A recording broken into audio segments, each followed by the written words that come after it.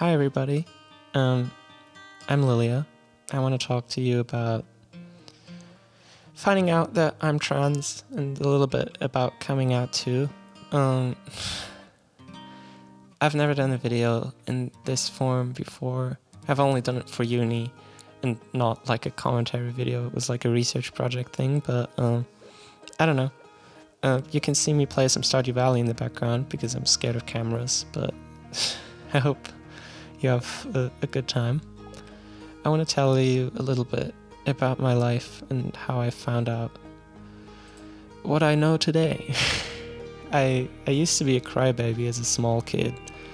I'd get bullied for it a lot by guys my age when I was, I don't know, in elementary school or something. I really never enjoyed being around them much. I didn't like football. I didn't like, I don't know, physical altercations with other kids. I'd cry a lot. I'd get scared a lot. And yeah, I got called a crybaby a lot. Once I got into high school, the same thing happened to me again. I didn't really find anybody that I clicked with, like especially not any guys that had similar interests to me at all. And yeah, I got bullied for being a crybaby again. After that, like 6th grade or something, I stopped crying at some point. I couldn't ever really do it again, which sucks, but you know, that's what that stuff does to kids. Be nice. After that, I started kind of becoming a weird kid that everybody knew something was wrong with. Before that, I don't know, I'd wear the clothes that my mom picked out for me all the time. I didn't really think of my appearance at all. I didn't really want to think about it either, because every time I look in the mirror, I just dissociate, kind of. I'd look at myself and I'd not see myself, and I'd like wave my hand back at myself to make sure that, you know, this is me I'm looking at. I think this is one of the biggest aspects, at least for myself, that makes me feel like I've been trans forever and not that it was like a recent discovery or something. It's just, I've always been wrong. I'd start painting my nails. I tried on my first skirt in total privacy. I tried to stick out a little bit. I wore a lot of more like edgy clothes. I dyed my hair in different colors all the time. I don't really know why I wanted to stick out. Maybe it made me feel less lonely in a way. It made me more lonely overall, but the few people that I did talk with, I enjoyed being around, like the other weird kids. Most of them are trans now too, which is kind of funny, but yeah. I was mainly friends with girls at that time, and I would usually only have very, very distant relationships with guys. I don't really know what I chalked that up to back then, but I don't know. I just wasn't able to relate to any of them, really. The few friends I did have, I liked a lot, but I never really got that close to any of them. I got really depressed around 10th grade. I started to skip school a lot. I felt very sick most of the time.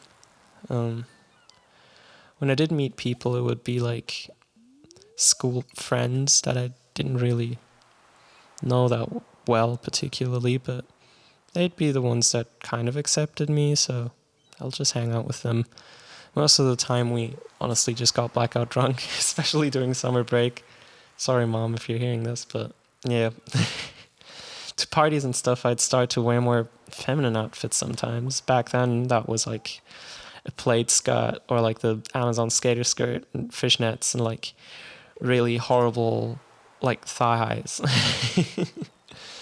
But I don't know. I never had the courage to do my own makeup. Whenever I did have makeup on, I'd have a friend do it for me. But I don't know. Even though I didn't do it myself, I felt better going out like that than I did my usual like hoodie and sweatpants. I would only have the courage to wear stuff like that to parties. I'd never wear it outside or like in uncontrolled environments, I guess. I used to always try to hide my outfits when I went to a party. I wore like a hoodie and sweatpants over everything else, but recently my mom told me that she always knew like that I was hiding it. You could see it probably, and I thought I was being really slick, but I wasn't. A lot of horrible outfits happened at this time, but I'm glad I had my phase back then, because, I don't know, most people that I know now don't need to see me like that. By 11th grade, I'd started my all pronouns phase, the classic one that a lot of trans people go through. I didn't really want to be seen or gendered as a dude, but I'd never have the courage to ask anyone to call me she. After all, I wasn't doing much to deserve that, right? I mean, I wore no makeup outside, I had beard stubble, I'd rarely shave because I was depressed, I had a deep voice, short hair, I was a tall dude. My mom always wanted me to cut my hair the second it got longer than my nose, and it would make me very sad every time. I'd always wanted to grow it out, and I'd always say it, but she never really allowed me to. Once I started, like, trying to grow my hair out sometimes, and dyeing my hair more, and, like, weirder, I leaned more into e-girl fashion and those aesthetics, and tried to look cuter, I guess, but I felt bad still. It still didn't really feel like me. I started playing in a band and started exclusively wearing like femme outfits on stage, which I'm very glad I was allowed or able to do, not allowed, but I had the privilege to be able to do that and not get a hate crime most of the time, since we were in a kind of nice scene, I don't know. It garnered me a lot of attention, positive and negative, but I loved hearing that people thought I looked pretty sometimes. It's all I wanted. Feeling pretty was this like ultimate goal for me that I never thought I could achieve.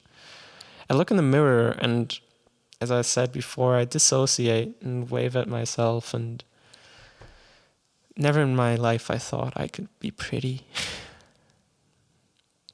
Sometimes I'd feel okay for a moment when someone gave me like a compliment at a show or something, but after I got home and got dressed in the same stuff I always wear to go to sleep, I always realized that it's always the same tired face looking back at me in the mirror, and that face is very sad. I don't know. I didn't really feel comfortable talking about these struggles to anybody.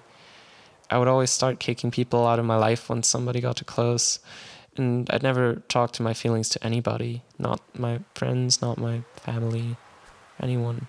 I just didn't feel like I deserved to have someone listen to me. I'd always be a burden to them, right? Nobody wants to hear that shit. I still struggle with that to this day, but I think it's getting better slowly. After high school, I did get into a relationship after a 2-year break. We're both queer, but we didn't really know in what way yet, either of us. I was still using all pronouns and trying to live with the reality that people usually just see me as a guy. I was like 19 at the time. And I thought, being a guy is fine enough. I mean, I don't like it, but I can live with it. I can suck it up. I hated having people call me, like, he, and I never really felt a close relationship to manhood, but my dad would keep pushing it on me. Told me, you're a strong guy here, or like a little that's my boy there. And it would always make me sad. That relationship didn't really pan out well. We broke up after 2 years, and in those 2 years I never really felt like I had space in my head to think about my gender. I don't think I would have liked to if I did have that space either. It was just kind of too painful to think about. Whenever I did think about my appearance or about the fact that getting called she would just feel better most of the time, my mind would just fog up. I couldn't really feel any emotions about it. I just felt empty, and I guess sad is the closest to it. At some point I did kind of start thinking about it though. I had a lot of time on my own, a lot of thinking to do, and I thought maybe I should just try going by she, her. I still look like a dude. My hair's short, I'm tall, I feel horrendously ugly, and I hate my voice, but if my friends could try to call me that at least, I think it would be cute, just to try. I don't think I deserve being called my preferred pronouns yet, that's why I've been doing this all pronouns thing, but maybe some of my friends would be nice enough to do it for me, just, I don't know, because they like me or something. Um, and they did. I sent an Instagram story out, and even though I still felt like a massive imposter, it did feel better. It didn't make me feel gross like being called a man did. And shortly after that, I mean, I'm basically out at that point, at least to my friends. Most of them know I call myself a trans woman. I go by she, her, but in my head, I was still asking myself if I really was a trans person. I don't know. Am I a woman? It's hard to feel that feeling of, what am I? What kind of description fits me? I'd have a lot of imposter syndrome. I'd think a lot about what it means to be a girl and if I'd like it, or at least what it means to me. Shortly after that, I was watching YouTube by myself out of boredom and came across this video about a manga called Inside Mari. It's a really awesome video. I say you should all go check it out. I'll link it in the description if you care. But yeah, it's made by a fellow trans woman. The video is like about gender bending and stuff like that in this manga. And towards the end of the video, she talks about her transition and her feelings and struggle while coming out, and shared an experience where she said that her whole life she was just screaming out for someone to make her feel whole. I cried at the video for the first time in 8 years, ever since I got bullied for it in 6th grade. And I couldn't stop crying once it was done. It never felt so seen by something. It felt like a reflection staring back at me from inside of my TV screen. Her talking about how she'd never really be able to form a close relationship because, I don't know, she'd just reject everything that other people say to her and just say, I'm sorry. Never had any experiences to share. It just hit too close to home.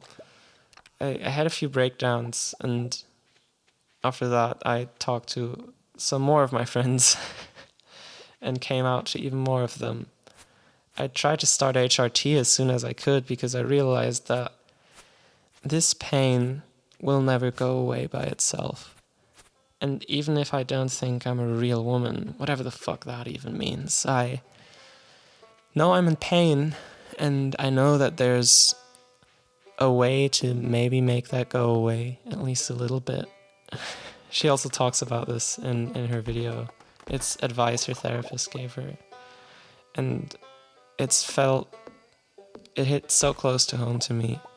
So I tried to start HRT. It was a bit of a rocky adventure. I tried DIY and kind of fucked it up. And that was in autumn of last year, in 2024. But today, I'm 2 months on normal HRT, legally. I can cry again. I didn't cry for 10 years. I'd always just feel foggy inside when sad or traumatic things happen to me. I can finally feel pain again and cry. It hurts, it's weird, but it's relieving. After coming out, I took one last picture of myself. I stared in the mirror blankly, no emotions on my face, just looking at that image of myself that I've always seen and never recognized. That picture, I take it as a comparison picture. Every now and then when I feel bad about myself, I try to look at that version of me from not even a year ago, and then I look at myself now. I'm not that person anymore, and I'm so glad that I am someone else now. I started learning to do basic makeup. I ordered a whole bunch of clothes, even though I don't wear most of them anymore, but I started experiencing with my style. I got bangs and I got fake glasses, as most of us do. I got more normal, somehow. Most trans people I've known usually start wearing brighter clothes and more extreme makeup and hyperfemme stuff after they come out and start to transition, but I've had that phase when I was younger. I've been going in the opposite direction. I'm not that person anymore. I dyed my hair brown. I don't really wear my plaid skirts or my skater skirts at all anymore. I try to fit in. I'd rather just feel pretty in my everyday outfit instead of just at parties. I've done that for long enough now. HRT is doing its thing for sure. I'm bad at keeping track of stuff that isn't directly noticeable, like by my senses, like breast growth, but recently sometimes when I look in the mirror I feel pretty. Even without makeup, just my face staring back at me a tiny bit more lovingly and happy than before.